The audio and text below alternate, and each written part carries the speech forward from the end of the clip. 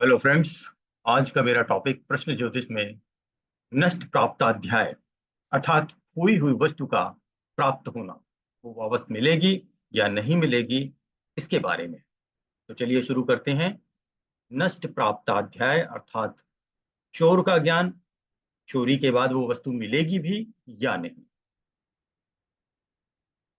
यदि वस्तु आदि खोने से संबंधित प्रश्न हो, तब प्रश्न लग्न में स्थिर राशि का उदय हो रहा हो, अर्थात स्थिर राशि वृष, सिंह, वृश्चिक, कुंभ, अर्थात 2, 5, 8, 11 ये स्थिर राशियां हैं, लग्न में हो, अथवा किसी भी राशि लग्न में स्थिर राशि का नवांश हो। अर्थात यहाँ पे स्थिर राशि को महत्व दिया गया है, स्थिर राशि लगी है या स्थिर राशि का नवांश हो, अथवा लग्न में वर्गोत्तम नवांश हो। इन सब स्थितियों में नष्ट वस्तु अपने स्थान अर्थात आवास आदि से बाहर नहीं जाती है, अर्थात वह वस्तु वहीं कहीं आसपास ही होती है और उसे किसी अपने घरेलू आदमी ने ही चुराया होता है। क्या देखिए, मतलब समझिए। स्थिर राशि का मतलब है स्थिर, मतलब वो गतिमान नहीं हुई, वो स्थिर है तो बाहर जा नहीं सकती। इसके मतलब वो उसी घर के अंदर है, फिर भी नहीं मिल रही तो कहाँ गई? किसी घर के आदमी, किसी रिश्तेदार या किसी चिर परिचित ने वहीं पे छिपा दिया है, रख दिया है। चर राशि होने पे यात्रा, प्रस्थान इत्यादि जरूर होता है। अगर चर राशि होती तो ये वस्तु बाहर निकल गई होती। स्थिर राशि या स्थिर नवांश में प्रश्न होने पर अपहृत या नष्ट वस्तु की स्थानांतरण प्राप्ति तो सिद्ध नहीं होती, अर्थात स्थिर राशि वस्तु के बहुत दूर जाने का संकेत नहीं देती है। अर्थात स्थिरता, स्थिर का मतलब होता है स्थिरता। अतः घर में ही जब वस्तु है और मिल नहीं रही है, तो यह इस बात का युक्ति युक्ति ही है कि कोई अपना नजदीकी व्यक्ति ही उसे छिपाएगा। यदि बाहरी आदमी चोर हुआ तो वह घर में ही उसे क्यों छिपाएगा? अतः स्थिर राशि, स्थिर नवांशोदय में ऐसा फल कहा गया है। यह स्थिति वर्गोत्तम लग्न में होती है। अगर यही स्थिति वर्गोत्तम लग्न में हो, तो जैसे कि कहते हैं शुभम वर्गोत्तमे जन्म के सिद्धांत से वर्गोत्तम लग्न भी स्थिरता, बचाव, ठहराव या सर्वाइवल को ही प्रदर्शित करती है। अतः लग्न में जो राशि हो, वही राशि यदि नवांश में भी हो तो वो वर्गोत्तम लग्न कहलाती है। सभी चर राशियों में पहला नवांश, सभी स्थिर राशियों में पंचम और द्विस्वभाव राशियों में नवम नवांश वर्गोत्तम नवांश होता है। तो इस पैराग्राफ का मतलब ये है कि यदि लग्न में चर राशि लगी हुई है और चोरी हुई है उस टाइम में, वही प्रश्नकर्ता का क्वेश्चन है उस टाइम में, तो वहां पे खोई हुई वस्तु घर के अंदर ही है और वो स्थिर राशि की तरह ही व्यवहार करेगी यदि नवांश में भी वही राशि उसी स्थिति में है, क्योंकि वो वर्गोत्तम हो गई। ग्रह अगर अपनी जगह नहीं बदलते हैं, D1 और D9 चार्ट अर्थात लग्न चार्ट और नवांश चार्ट दोनों में एक ही जगह रहते हैं, तो हम कहते हैं वर्गोत्तम। उसी तरह से यदि राशि अपना लग्न नहीं छोड़ती है, वो जो बर्थ चार्ट में है वही D9 या नवांश चार्ट में भी राशि वहां रहती है, तो हम उसे कहते हैं वर्गोत्तम हो गई। तो उस स्थिति में वो चाहे चर हो, स्थिर हो, द्विस्वभाव हो, वो स्थिरता ही शो करेगी और स्थिर के अनुसार हम उसका फल का निर्धारण करेंगे।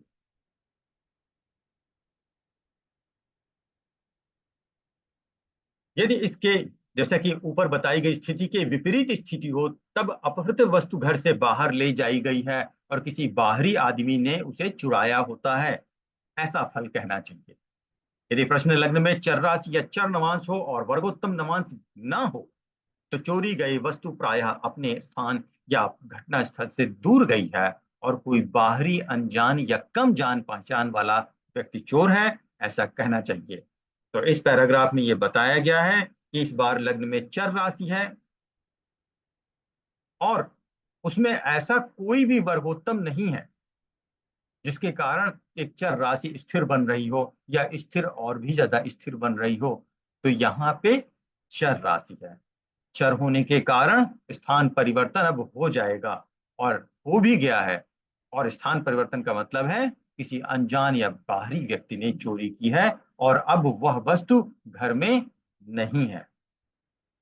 यदि द्विस्वभाव राशियों में पूर्वार्ध में स्थिरवत और उत्तरार्ध में चरवत जानना चाहिए, इसका हम ऐसे समझ सकते हैं कि अगर द्विस्वभाव राशि में प्रश्नकर्ता ने पूछा है चोरी गई वस्तु के बारे में, तो वो वस्तु गई तो दूर है और विलंब के बाद वो हमें वापस मिल जाएगी।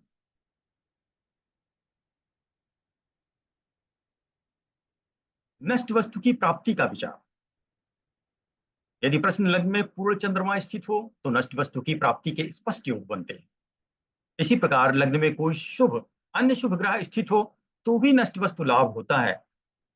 इसी तरह शीर्षोदय राशि लग्न मिथुन सिंह कन्या तुला वृश्चिक कुंभ हो तो उसे शुभ ग्रह देखते हो तो भी नष्ट वस्तु की प्राप्ति होती है।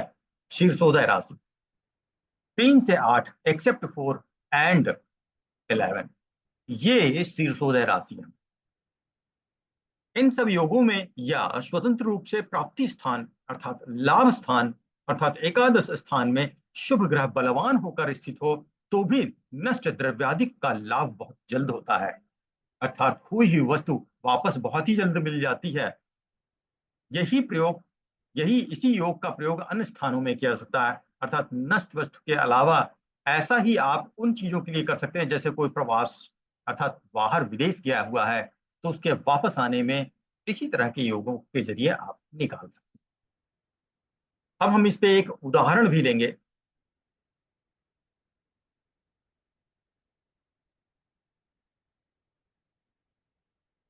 किसी व्यक्ति ने 10 सितंबर 1989 को साय 6 बजे प्रश्न किया कि मेरी पुत्री को अध्ययनार्थ विदेश से सहायता मिलेगी या नहीं। कुछ यूनिवर्सिटीज विदेश की होती हैं यूएस वगैरह में जो फाइनेंशियल सपोर्ट करती हैं यदि आप उनके एग्जाम को क्रैक कर लेते हैं वहां जाके अध्ययन करने के लिए।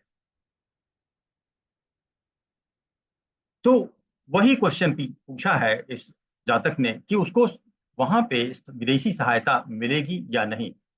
तो इसके लिए प्राप्ति स्थान अर्थात एकादश स्थान, प्राप्ति स्थान मेरा धन लाभ स्थान होता है 11वां भाव, और लग्न पर विचार करना आवश्यक है। तो दोनों को एक साथ विचार करते हैं, लग्न और 11वां अर्थात धन लाभ स्थान, और उसके अनुसार प्रश्न कुंडली का निर्माण करते हैं। अब ये कुंडली का निर्माण किया गया है यहाँ पे, तो उस प्रश्नकर्ता के आधार पर ये कुंडली बनी है। जब प्रश्न किया गया तब 11वीं राशि कुंभ राशि लग्न भाव में थी और उसमें राहु था, और उस हिसाब से हमने इस कुंडली को बना दिया। तो 11वें भाव में 9वीं राशि अर्थात धनु राशि लगी है और वहां पे शनि चंद्र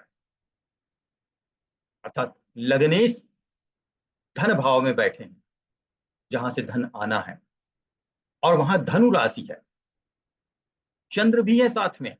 ये भी ध्यान देने की बात।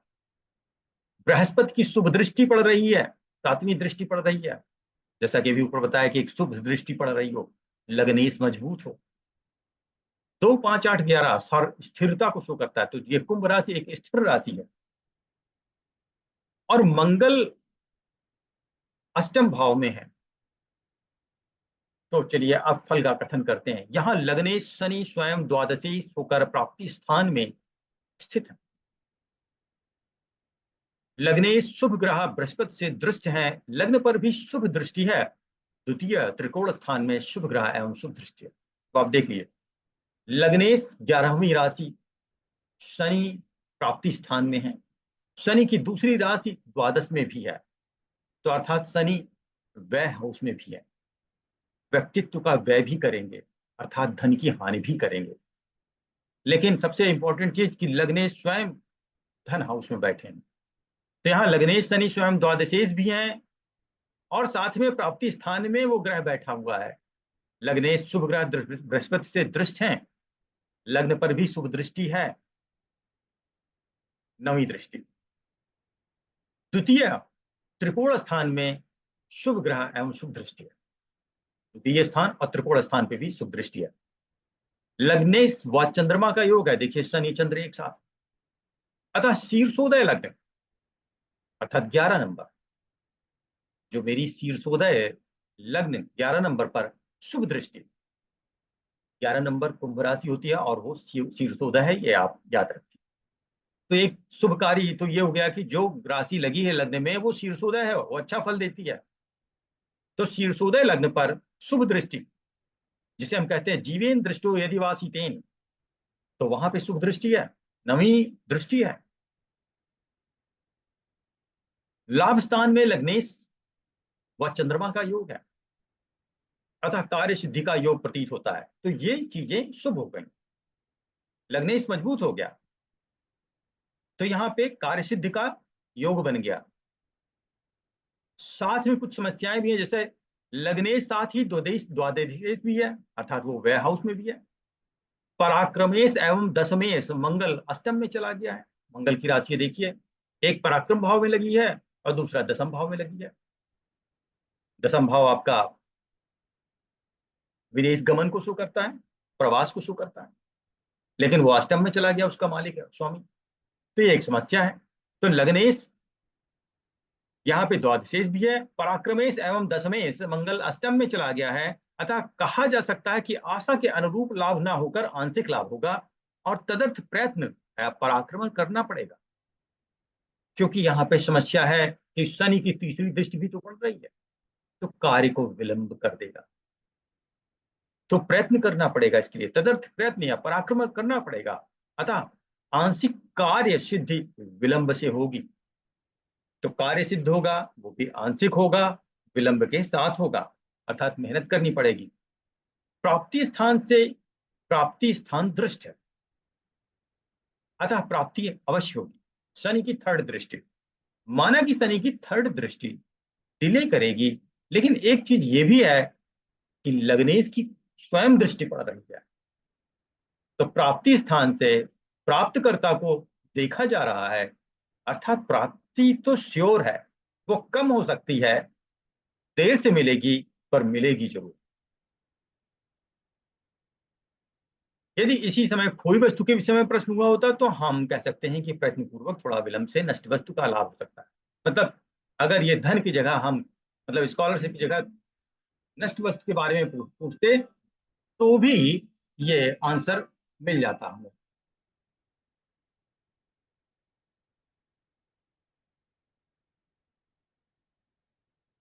नष्ट वस्तु की दिशा व दूरी का ज्ञान, केंद्र में स्थित ग्रह से नष्ट वस्तु की दिशा का निर्णय करना चाहिए। यदि केंद्र में एकाधिक ग्रह हो तो बली ग्रह की दिशा में नष्ट वस्तु बतानी चाहिए। यदि केंद्र में कोई ग्रह ना हो अथवा केंद्रगत सभी ग्रह निर्बल हो तो लग्नगत राशि की दिशा में नष्ट वस्तु बतानी चाहिए। लग्न में स्थित नवांश के आधार पर नष्ट वस्तु की उस दिशा में दूरी बतानी चाहिए। इस विषय में सर्वोत्तम ग्रहों की दिशाओं का विचार जान लेना चाहिए।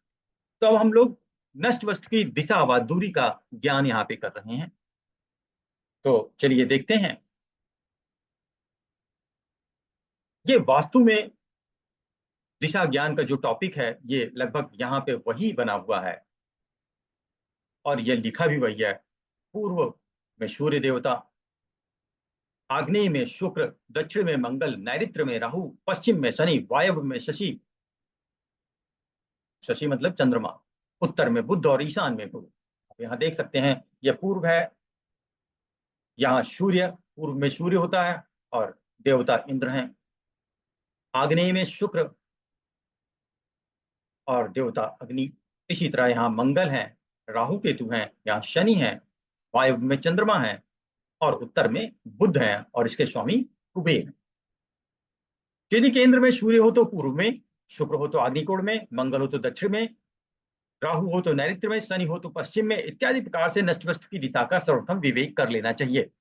यदि केंद्रों में एकाधिक अर्थात दो तीन ग्रह स्थित हों तो उनका षडबलादि देखकर बलि ग्रह की दिशा में नष्ट वस्तु बतानी चाहिए। यदि प्रश्न लग्न पांचवें नवांश तक हो तो कोई वस्तु बहुत निकट ही उक्त दिशा में होती है। पांचवें नवांश से आगे जितने नवांश बीत चुके हों उतने ही योजन दूर कोई वस्तु होती है, अर्थात छठे नवांश में 18 किलोमीटर, सातवें में 16 किलोमीटर और इसी तरह से आगे बढ़ते जाएंगे। अब थोड़ा सा यहाँ पे हम लोग मीट्रिक सिस्टम भी देख लें कि कैसे हम मापते हैं।